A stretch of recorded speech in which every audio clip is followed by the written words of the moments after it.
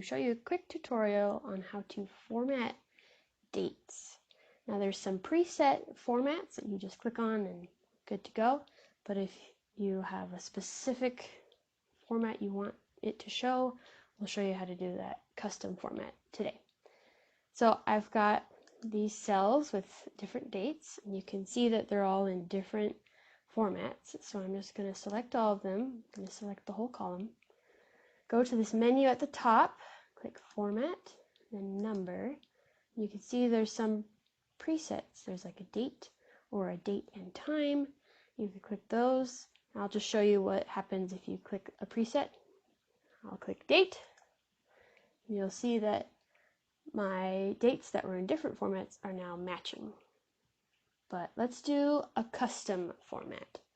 So go back to that menu, Format, Number. We're going to go all the way down to Custom Date and Time. Click that.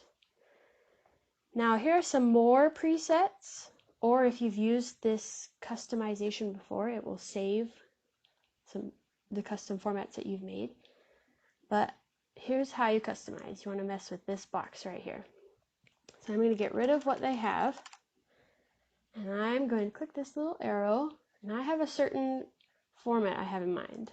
So I'm going to put in the day, and this does not put spaces between any of these. So if you want spaces or commas or semicolons or colons, you got to put them in yourself. So I'm going to put a space here, and then I'm going to put the month. I'll add another space, and then I'm going to put the day again, and I'll show you why in a second. Then I'm going to have a comma here and a space, and then I'm going to put the year. So to further customize, so this first day, I don't want it to be a number. I want it to be the day of the week. So I'm going to click this Tuesday. And then for month, I want it to be the full name, August. And then for day, I like it where it is, where it's just the 5. It doesn't have the leading 0, so I'm just going to leave it there. But the year, I want it to be the full year, not the truncated. I'll click that.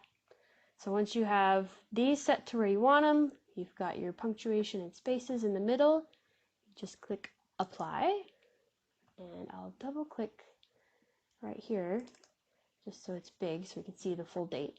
But there, now you see that all the dates are in that same format, and I've customized it to my needs. And that's pretty simple. You can go back in and there's other options, other customizations. You could play with it. You could put different punctuations. It's up to you, but now you know how to do it.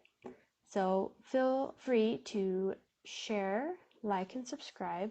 There's a written tutorial on our website. It'll be linked in the description. And remember that you can do this, guys.